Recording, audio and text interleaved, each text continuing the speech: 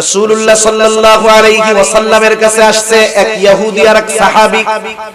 একটা জমি নিয়ে দ্বন্দ্ব দুজনের মধ্যে।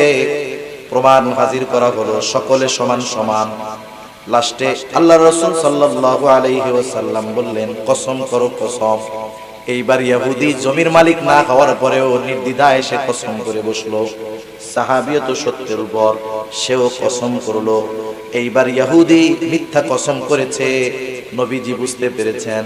এরপরেও দেখেন, যেহেতু ইহুদি যদি কসম করে রায়টা তার পক্ষে চলে যাবে, নবীজি সাল্লাল্লাহু আলাইহি ওয়াসাল্লাম ইহুদি বিধায় রায়টা তার বিপক্ষে দেন নাই, বরং রায়টা ইহুদির পক্ষেই নবীজি দিয়েছে।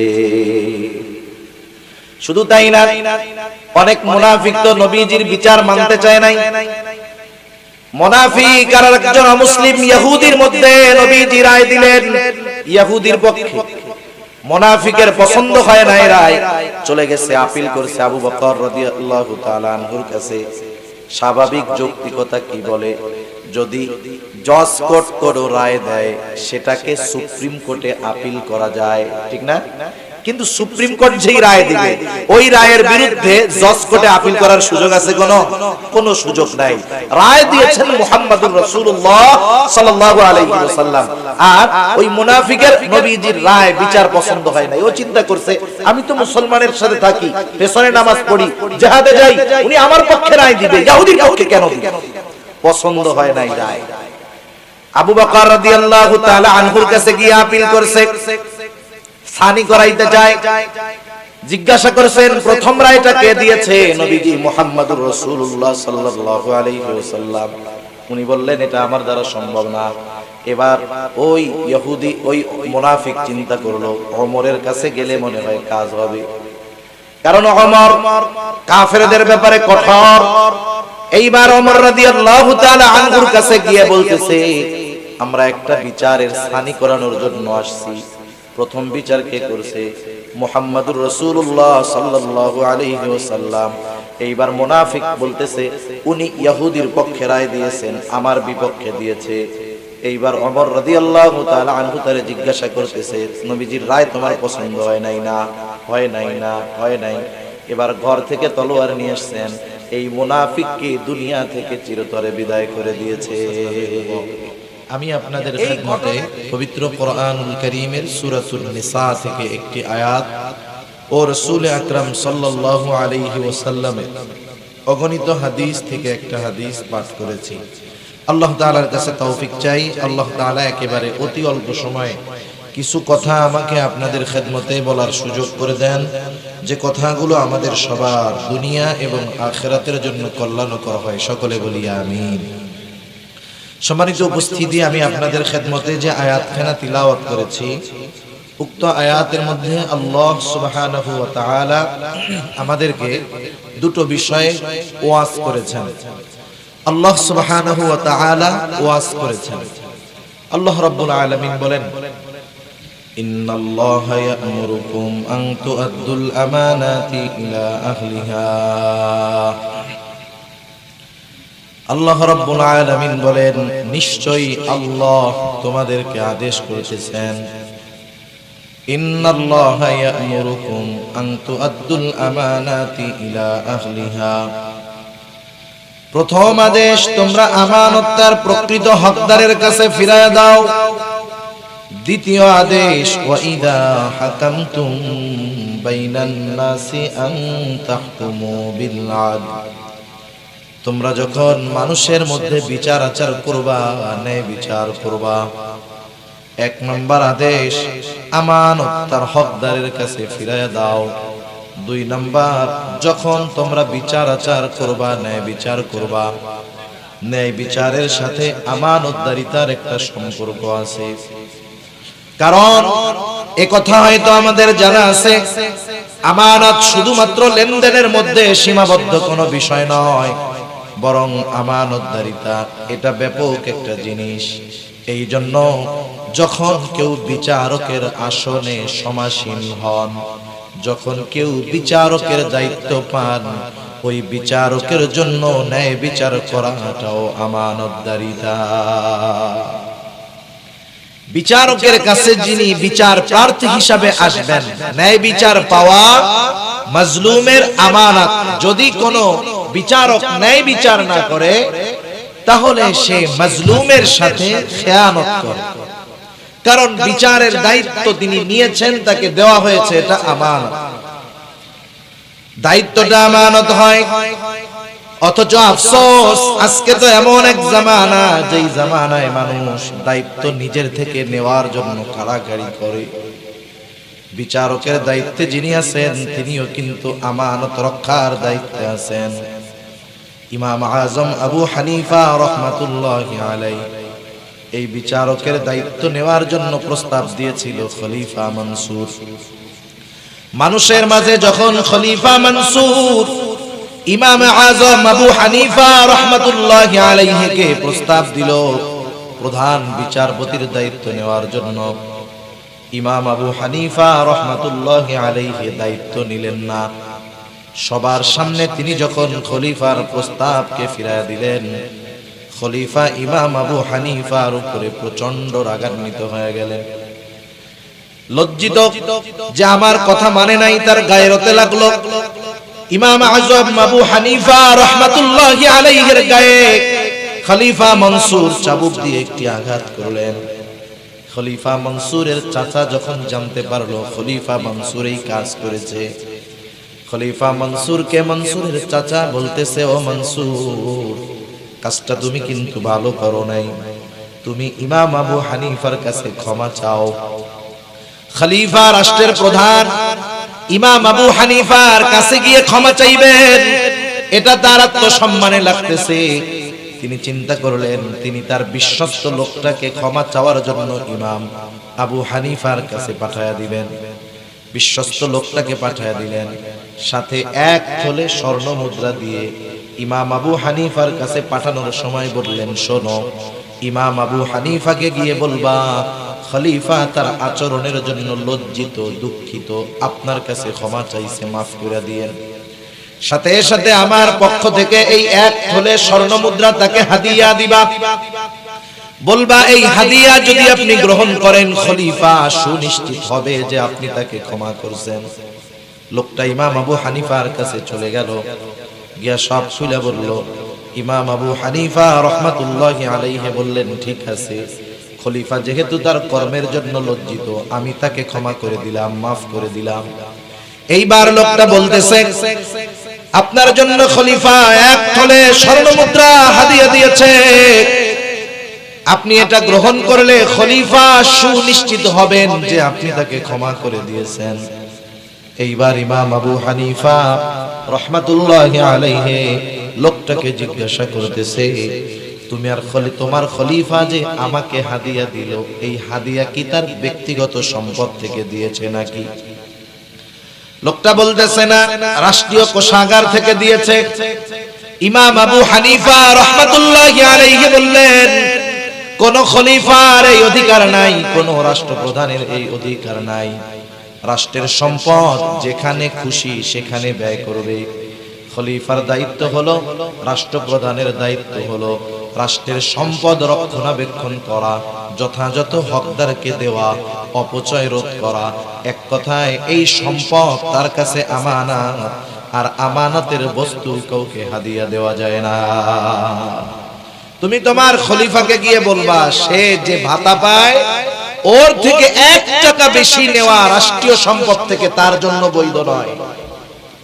বলে আপনি রাখেন, নিজে ব্যয় না করেন, মানুষকে সদকা করে দিন। ইমাম আবু হানিফা রাহমাতুল্লাহি আলাইহি বললেন, এই সম্পদ রাখার পর এটা আমি ব্যবহার করলাম নাকি সদকা করে দিলাম সেটা বিষয় নয়। তোমার খলিফা জানবে যে ইমাম আবু হানিফা আমার হাদিয়া গ্রহণ করেছে, এই জন্য তুমি ফেরত দিবা, সাথে সাথে কথাগুলো তাকেও বলবা। এইবার লোকটা ফিরে গেল। ইমাম আবু হানিফা যেই কথাগুলো বলতে বলছে সেই কথাগুলো খলিফাকে বলল। খলিফা আগের চাইতে আরো বেশি রাগান্বিত হয়ে যায়। এইবার ইমাম আবু হানিফাকে আটকায় দিল জেলখানায়। অত্যাচারের উপর অত্যাচার, জুলুম করা হয়, চাবুক মারা হয়। ইমাম আজম আবু হানিফাকে বলা হয়, ও আবু হানিফা, আপনাকে ছেড়ে দেওয়া হবে শুধু আপনি যদি প্রধান বিচারপতির দায়িত্ব গ্রহণ করেন। ইমাম আবু হানিফা এত জুলুমের শিকার হলেন, তবুও তিনি প্রধান বিচারপতির দায়িত্ব নেন নাই। ঐতিহাসিকদের দুইটি মত। প্রথম মত, যখন ইমাম আজম আবু হানিফার উপরে জুলুম অত্যাচার করেও তাকে নমনীয় বানাইতে পারলো না, খাবারের সাথে বিষ মিশায়া ইমাম আবু হানিফাকে হত্যা করা হলো। আর এক বর্ণনা, তিনি যখন প্রচন্ড অসুস্থ হয়ে গেলেন, ওনাকে বাড়িতে পাঠিয়ে দেওয়া হলো, গৃহবন্দী করে দেওয়া হলো। ওই অবস্থায় তিনি দুনিয়া থেকে ইন্তেকাল করলেন। ইমাম আবু হানিফাকে জিজ্ঞাসা করা হয়েছিল, ও ইমামে আজম, আপনি এত জুলুম অত্যাচার সহ্য করলেন, দায়িত্বটা নিলে তো আপনার উপরে এত জুলুম অত্যাচার হইতো না। আপনি তো প্রধান বিচারপতির দায়িত্ব নেওয়ার যোগ্যতা আপনার মধ্যে ছিল, এরপরেও কেন নেন নাই?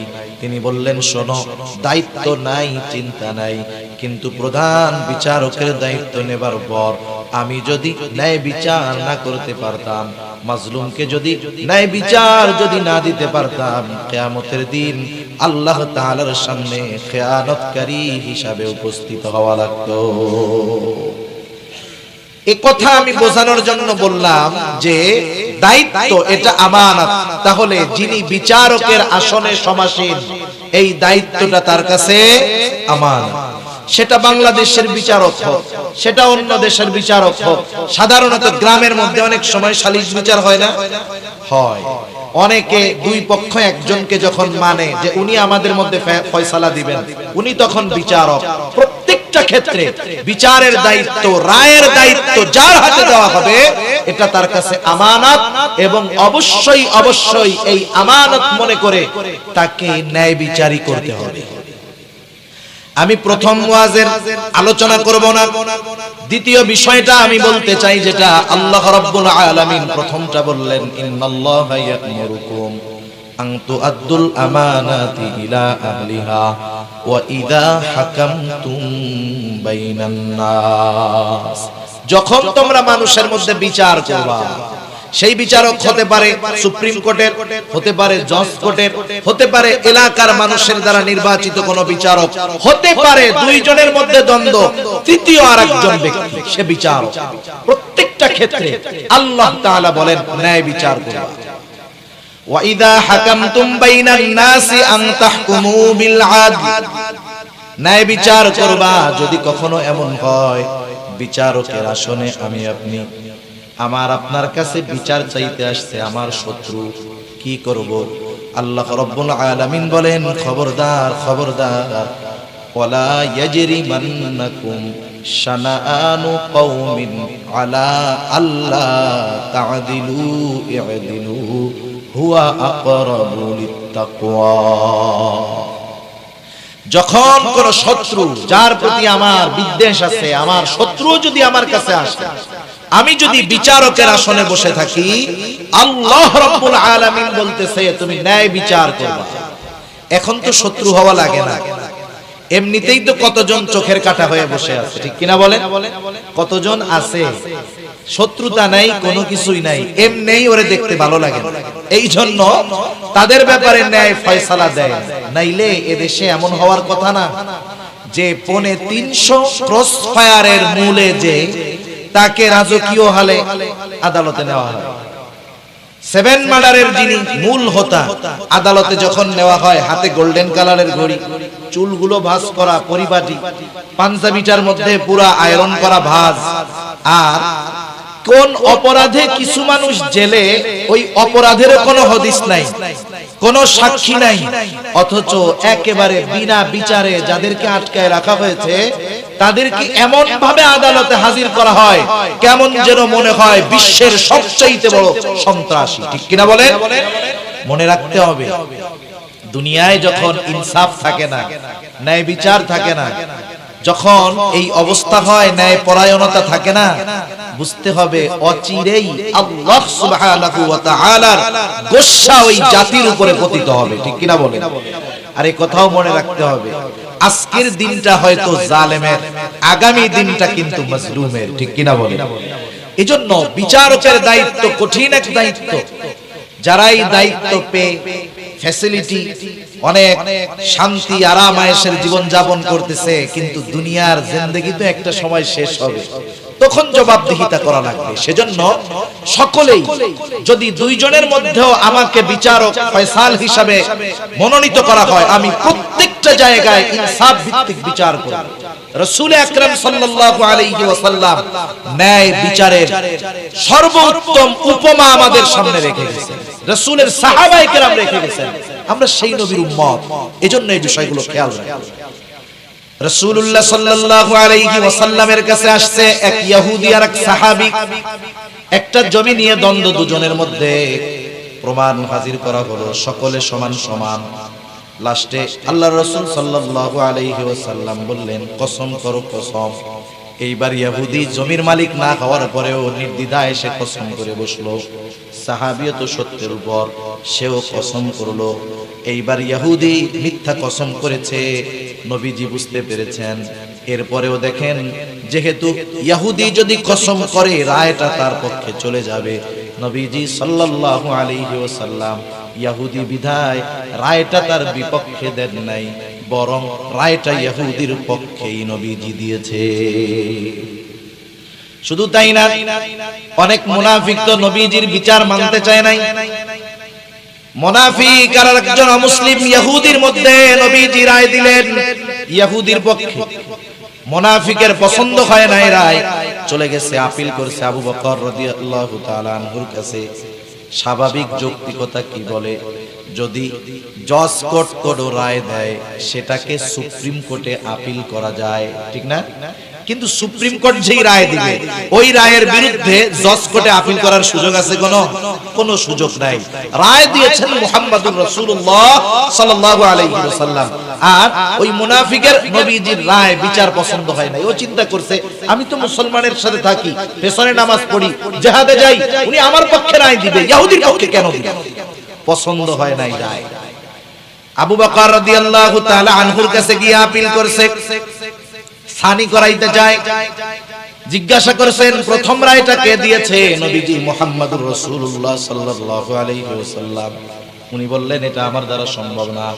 এবার ওই ইহুদি, ওই মুনাফিক চিন্তা করলো, ওমরের কাছে গেলে মনে হয় কাজ হবে, কারণ ওমর কাফেরদের ব্যাপারে কঠোর।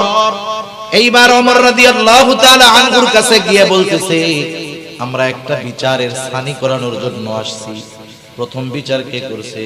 মুহাম্মদুর রাসূলুল্লাহ সাল্লাল্লাহু আলাইহি ওয়াসাল্লাম। এইবার মুনাফিক বলতেছে, উনি ইহুদির পক্ষে রায় দিয়েছেন, আমার বিপক্ষে দিয়েছে। এইবার ওমর রাদিয়াল্লাহু তাআলা আনহু তারে জিজ্ঞাসা করতেছে, নবীজির রায় তোমার পছন্দ হয় নাই না? হয় নাই না? হয় নাই। এবার ঘর থেকে তলোয়ার নিয়ে আসছেন, এই মুনাফিককে দুনিয়া থেকে চিরতরে বিদায় করে দিয়েছে। এই ঘটনাকে কেন্দ্র করে আল্লাহ তাআলা ওহী নাযিল করেছেন। তা দেখেন, ন্যায় বিচারের ক্ষেত্রে নবীজির উপমা কেমন। মাখজুম গোত্রের একজন মহিলা, আরবের অন্যতম প্রসিদ্ধ যেই কয়েকটা গোত্র ছিল কুরাইশ সহ, এর মধ্যে অন্যতম একটি গোত্র হলো মাখজুম গোত্র। ওই গোত্রের একজন মহিলা চুরির অপরাধে তাকে শাস্তি দেওয়া হবে। রাসূল আকরাম সাল্লাল্লাহু আলাইহি ওয়াসাল্লাম হুজরার ভিতর, সাহাবায়ে কেরাম চিন্তা করতেছে, এই মহিলাকে যদি চুরির অপরাধে শাস্তি দেওয়া হয়, মানুষেরা হয়তো সিসি করবে, নবীজির কাছে সুপারিশ করে এর শাস্তিটা একটু কমায় দেওয়া যায় নাকি, এই চিন্তা করতেছে। কিন্তু কে গিয়ে নবীজির কাছে এই কথা বলবে? হযরত উসামা বিন যায়েদ রাদিয়াল্লাহু তাআলা আনহু তখন ছোট। সাহাবায়ে কেরাম চিন্তা করলেন, ওসামাকে দিয়ে কাজটা হবে।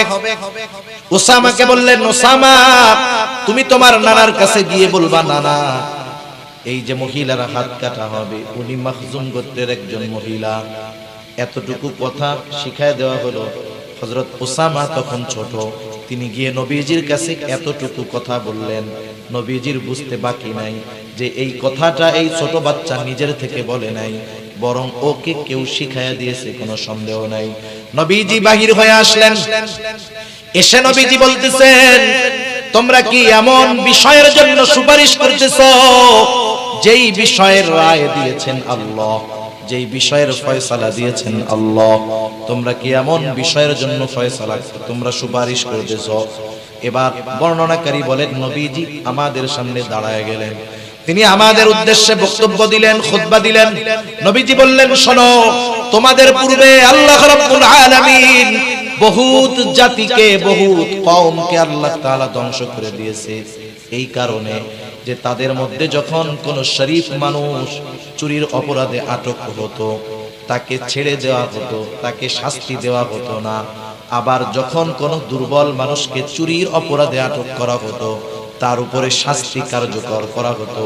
একটু বর্তমান জামানায় গোটা দুনিয়ার দিকে একটু খেয়াল করে দেখেন, হাজার কোটি টাকা পাচার করে শাস্তি নাই, অনেক সময় দেখি রুটি চুরি করে খাইয়া ফাঁসির জন্য জেলখানার মধ্যে অপেক্ষা করতে থাকে। আছে না এরকম? অভাব নাই, হাজার হাজার কোটি টাকা পাচার করছে, কোনো শাস্তি নাই, বুক ফুলায়া চলে। এরা জেলখানায় যাওয়ার আগে, আদালতে যাওয়ার আগে ওদের আগাম জামিন হয়ে যায়, অথচ মাসিমাইরা জেলখানার মধ্যে ফাঁসির জন্য অপেক্ষা করতেছে। এমন ঘটনা আমাদের দেশ সহ গোটা দুনিয়ায় আছে। নবীজি বললেন, শোনো, এই কারণে তোমাদের পূর্বে বহুত কওমকে আল্লাহ ধ্বংস করে দিয়েছেন। এবার নবীজি বললেন, শোনো, আল্লাহর শপথ, এই মহিলার জায়গায় যদি আমার মেয়ে মুহাম্মদ হতো আমি তার হাতটা কেটে দিতাম। একটু চিন্তা করে দেখেন, ন্যায় বিচারের ক্ষেত্রে নবীজি সাল্লাল্লাহু আলাইহি ওয়াসাল্লাম যেই উপমা রেখে গেছেন, যেই উত্তম নিদর্শন রেখে গেছেন, এটা যদি দুনিয়ার মানুষ, দুনিয়ার বিচারকেরা অনুসরণ করত, সারা দুনিয়ার মধ্যে ইনসাফের সুবাতাস বইত। কিন্তু ন্যায় বিচার কোথায়? আপনি সর্বোচ্চ আদালতে গিয়েও ন্যায় বিচার পাবেন না, কোন জায়গায় ন্যায় বিচার পাবেন না। এমনকি নিজের ঘরের মধ্যেও অনেক সময় সন্তানের সাথে পিতাও বিচার করে, ঠিক কিনা বলেন? এগুলো ঠিক নয়, এগুলো বান্দার হক নষ্ট করা, সাথে সাথে আরো অনেক অপরাধ এর কারণে। সেজন্য নবীজির উপমা, সাহাবায়ে কেরাম উত্তম নিদর্শন ছিলেন এ ব্যাপারের। হযরত ওমর রাদিয়াল্লাহু তাআলা আনহু একবার বাজার থেকে এক ইহুদি বা খ্রিস্টানের কাছ থেকে একটা ঘোড়া কিনছেন। ঘোড়াটা কিনে কিছু দূর যখন গেছেন, ঘোড়ার উপরে উঠছেন, ঘোড়া আর চলে না, পা একটা বেঁকা হয়ে গেছে। এইবার খলিফাতুল মুসলিমিন ওমর রাদিয়াল্লাহু তাআলা আনহু ঘোড়া নিয়ে চলে আসছে ইহুদির কাছে। ইহুদির কাছে এসে বলতেছে, কি ঘোড়া দিছো? তোমার ঘোড়া তো চলতে পারে না, পায়ের মধ্যে সমস্যা। এইবার ইহুদি বলতেছে, আপনি তো আমার কাছ থেকে ভালো ঘোড়াই নিছেন। উনি বলতেছে, না, তুমি আমারে খারাপ ঘোড়া দিছো। তাহলে দুজনের মধ্যে ফয়সালা কে দিবে? এইবার ওই ইহুদি বলতেছে, শুরাইহকে আমরা আমাদের মধ্যে ফয়সাল হিসাবে মানলাম। ঐতিহাসিক প্রসিদ্ধ কাজী শুরাইহ, তখনও তাকে দায়িত্ব দেওয়া হয় নাই। এইবার হযরত ওমর রাদিয়াল্লাহু তাআলা আনহু তখন খলিফাতুল মুসলিমিন, আর ওই ইহুদি শুরাইয়ের কাছে গিয়ে বলতেছে, এই ঘটনা, আমাকে তো এই ঘোড়াটা দিয়েছে, আমি কেনার পর কিছু দূর গেলাম, যাওয়ার পরে দেখি ঘোড়াটা আর চলতে পারে না, আমাকে ধোঁকা দিয়েছে, ঠকাইছে। এইবার ইহুদি বলতেছে, আমি ওনারে ভালো ঘোড়া দিয়েছি। আর ওমর রাদিয়াল্লাহু তাআলা আনহু বলেন, না, ঘোড়াটা ভালো না। কাজী শুরাইহ বলতেছে, খলিফাতুল মুসলিমিন, আপনি কি চান? আপনার চাওয়া কি, দাবি কি? বলে, আমার দাবি হলো যে আমি তারে ঘোড়াটা ফেরত দিব আর আমাকে তার টাকা, আমার টাকা ফেরত দিয়ে দিবেন। তা আপনি যখন ঘোড়া কিনছেন ওর কাছ থেকে তখন কি অবস্থা ছিল? বলে, তখন তো ভালোই ছিল, একটু পরে খারাপ হয়েছে। তাহলে ফেরত নেওয়া যাবে, আপনি তারে ঘোড়াটা ভালো করে দেন, সে আপনারে টাকা দিয়ে দিচ্ছে। হযরত ওমর রাদিয়াল্লাহু তাআলা আনহু বললেন, হ্যাঁ, এটাই তো ন্যায় বিচার। হযরত ওমর রাদিয়াল্লাহু তাআলা আনহু সাথে সাথে বললেন, যাও, কুফার পদ খালি, প্রধান বিচারপতির পদ খালি, তুমি যাও, ওই দায়িত্ব তোমাকে দেওয়া হলো। চিন্তা করেন, অর্ধজাহানের খলিফা, তার বিরুদ্ধে একজন বিচারক স্বচ্ছ রায় দিতেও দ্বিধাবোধ করতো না। আর এই জামানার অবস্থার দিকে তাকাইলে আমার কিছু বলা লাগবে না, আপনারাই বুঝতে পারবেন। আর একবার হযরত আলী রাদিয়াল্লাহু তাআলা উনি যুদ্ধের ময়দানে এক ধরনের পোশাক পরতো, লোহার পোশাক, লৌহ বর্ম, যাতে করে শত্রুর অস্ত্রের আঘাত গায়ে না লাগে। উনি ওনার বর্মটা নিয়ে কোথাও যাচ্ছেন, হঠাৎ করে বাহন থেকে ওইটা পড়ে গেছে, উনি টের পান নাই। একজন ইহুদি ওইটা দেখছে, নিয়ে ওইটা ও চুরি করে নিয়ে চলে আসছে। ও দেখছে যে খলিফার ঘোড়া থেকে পড়ছে, খলিফা যখন চলে গেছে ও ওইটা নিয়ে চলে আসছে। কিছুদিন পর বাজারে এটারে বিক্রি করতে আবার উঠাইছে। চুরি করে আয় না তো নগদে উঠায় না, কয়েকদিন পরে উঠাই। যেমন আজকে আমি হাটহাজারী উপজেলা পরিষদ মসজিদে নামাজ পড়তেছি, ভিতরেও নিছি, হায় হায় একটু পরে দেখি স্যান্ডেল আমার নাই, গায়েব হয়ে গেছে। ওইটারেও তো আশেপাশে কোনো জায়গায় বিক্রি করবে, কিন্তু আজকে কালকে করবে না, একটু ঘষা মাজা দিয়া পরিষ্কার করে এরপরে আবার বিক্রি করবে। তো যাই হোক, এখন খলিফাতুল মুসলিমিনের তো বর্ম নাই, উনি বর্ম কেনার জন্য বাজারে আসছে। আসার পরে দেখে হায়রে, এ তো আমার সেই বর্ম। বলেন তো আমার স্যান্ডেলটা যতই রং করুক আর কালার করুক না কেন, আমি যদি এক সপ্তাহ পরেও গিয়া যদি স্যান্ডেলটা দেখি, চিনবো কি চিনবো না? কিন্তু কিছু করার নাই, কারণ প্রমাণ নাই। খলিফাতুল মুসলিমিন দেখেই চিনে ফেলছে আমার বর্ম, যাইয়া ধরছে ইহুদিরে, এই তুমি আমার বর্ম কেন চুরি করছো? ইহুদি বলে না আমি চুরি করি নাই। এইবার কুফার কাজীর দরবারে যাওয়া হলো, তখন ওই বিচারকের দায়িত্ব হলো সুরাই। সুরাইয়ের কাছে যখন অভিযোগ দেওয়া হলো, খলিফাতুল মুসলিমিন বলতেছে শোনো, এই বর্মটা আমার বর্ম, ও চুরি করছে, এখন বাজারে আইনা বিক্রি করতেছে, আমারটা আমি ফেরত চাই। এইবার ইহুদি বলতেছে না, এটা আমার বর্ম, আমি চুরি করি নাই।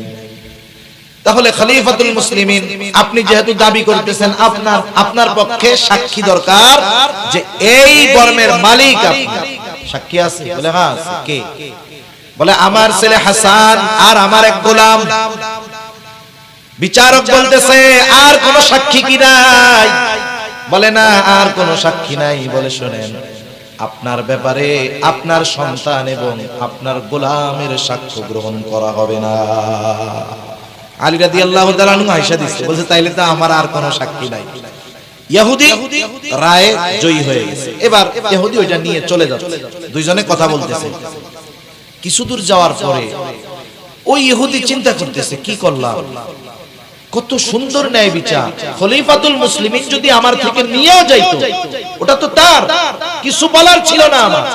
এরপরেও বিচারক যদি চাইতো, ওনার কথা বিশ্বাস করে ওনার পক্ষে রায় দিতে পারতো, তাও দিল না। কত ইনসাফ, কত ন্যায় বিচার এদের মধ্যে। ও ফিরে আসছে আবার। এবার কাজী বলে কি ব্যাপার, ফিরে আসতো কেন? ইহুদি বলতেছে আমার ভুল হয়ে গেছে। বাস্তবতা হলো খলিফা একদিন এই বর্মটা নিয়ে পেছনে নিয়ে দ্রুততার সাথে কোথাও যেন যাচ্ছিলেন, বর্মটা পড়ে গেছে, উনি টের পায় নাই।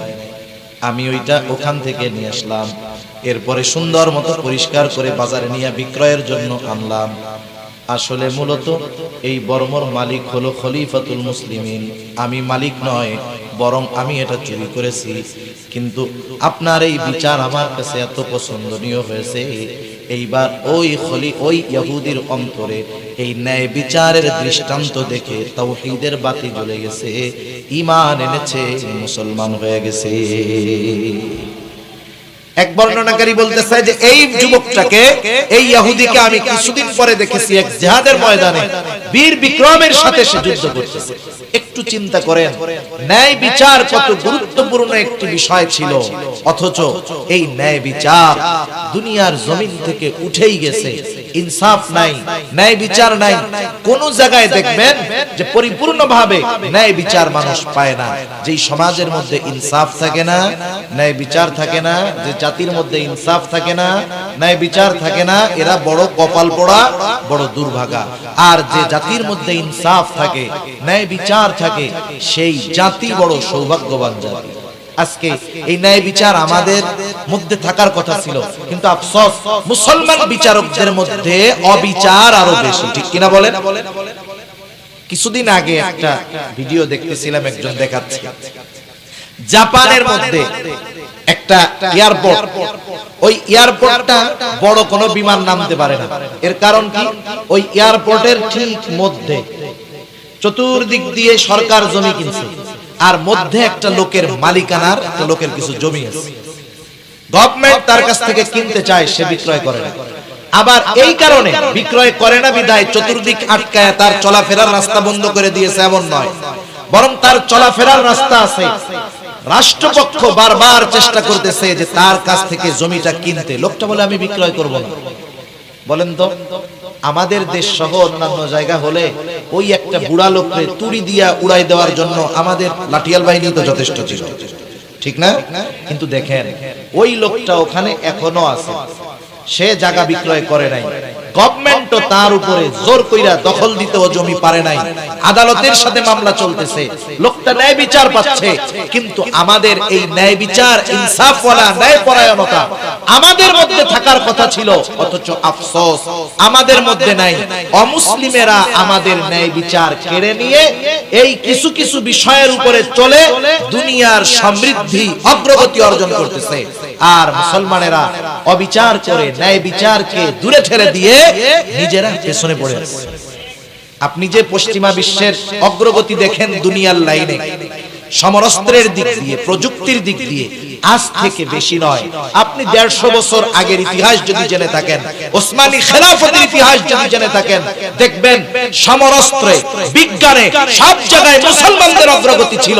কিন্তু 100 বছর পার না হতে মুসলমানেরা যখন অবিচার ধরে নিয়েছে, ন্যায় বিচার বাদ দিয়েছে, ইনসাফ চলে গেছে, তখন ওই পশ্চিমারা যাদেরকে মুসলমানেরা সভ্যতা শিখিয়েছে, ওরা দুনিয়ায় সমরাস্ত্রের দিক দিয়ে শক্তিশালী, প্রযুক্তির দিক দিয়ে শক্তিশালী।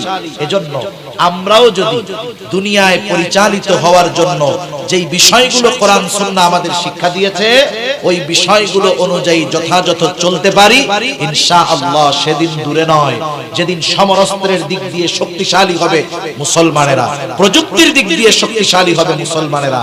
মনে রাখতে হবে, সবকিছুই দুনিয়ার জ্ঞান বিজ্ঞান দিয়ে আগমন ঘটানো যায় না, বরং কিছু জিনিস আছে ইনসাফের মাধ্যমে আসমানওয়ালার কাছ থেকে পাশ করাতে হয়, ঠিক কিনা বলেন? সেজন্য আমি আর লম্বা করব না। আল্লাহ সুবহানাহু ওয়া তাআলা এই আয়াতের মধ্যে আমাদেরকে দুইটা ওয়াজ করেছেন। একটা ওয়াজ হলো আমানতদার হওয়ার জন্য, দ্বিতীয় ওয়াজ হলো আমরা যখন মানুষের মধ্যে বিচার করব, ন্যায় বিচার করব, শত্রুও যদি আমার কাছে বিচার প্রার্থী হিসাবে আসে, আমরা তাকেও ন্যায় বিচার দিব, তার ব্যাপারেও ন্যায় পরায়ণতার উপমা সাক্ষ্য আমরা রাখবো। তাহলে কি হবে? আল্লাহ সুবহানাহু ওয়া তাআলা জানায়া দিলেন। কতই না সুন্দর ওয়াজ তোমাদেরকে করলাম। ওয়াইদা হাকামতুম বাইনান নাস আন তাহকুমু বিল আদল ইন্নাল্লাহা নি'মা ইয়াইদুকুম বি। আল্লাহ তাআলা তোমাদেরকে কতই না সুন্দর ওয়াজ করলেন, ইন্নাল্লাহা কানা সামিআন বাসীরা। এই ওয়াজ জানার পরেও আমরা যদি আমল না করি, কিছু বলা বলি করি, দুনিয়ার কেউ না জানলেও জানবেন কে? সেজন্য আল্লাহ তাআলা বলেন, এই সুন্দর ওয়াজটা জানার পর তোমরা যদি আমল না করো, আমি আল্লাহ সেটা দেখব।